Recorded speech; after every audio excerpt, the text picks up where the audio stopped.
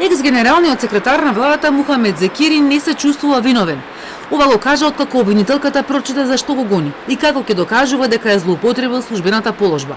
Во 4 очи, без јавна набавка, склучил 2 договора за консултантски услуги, за реструктурирање на пошта и за потенцијална приватизација на железници, кажа обвинителката Коларевич во оведниот збор. Таа посочи дека целта на законот за јавни набавки е да постои конкуренција и еднаков третман на фирмите што се пријавуваат, но и за транспарентно да се трошат буџетските пари, а јавните функционери треба да постапуваат професионално и со интегритет.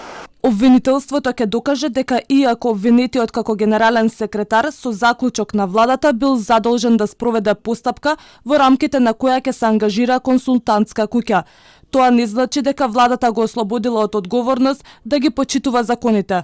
Односно, со ваквиот заклучок владата не му дала одврзани раце да склучува договори во 4 очи.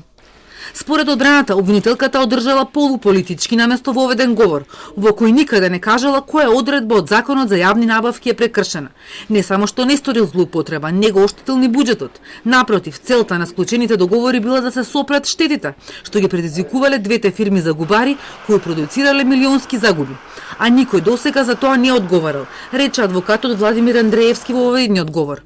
И неговиот колега смета дека нема ништо незаконско во тоа што Зекири не спровел јавна набавка за консултантски услуги. Дали вие требате да имате тендер за консултантски услуги со адвокат?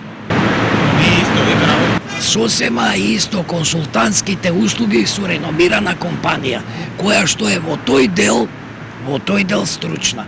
Значи, вашиот изборот со кого ќе се консултирате и за тоа нешто не е потребна јавна набавка. На листата на сведоци на Зекири се вице-премиерот Битики, министерот Бочварски и екс-директорот на Пошта Макрадули. Како членови на економскиот тим на владата биле запознаени со студијата на Пошта, кажа одбраната.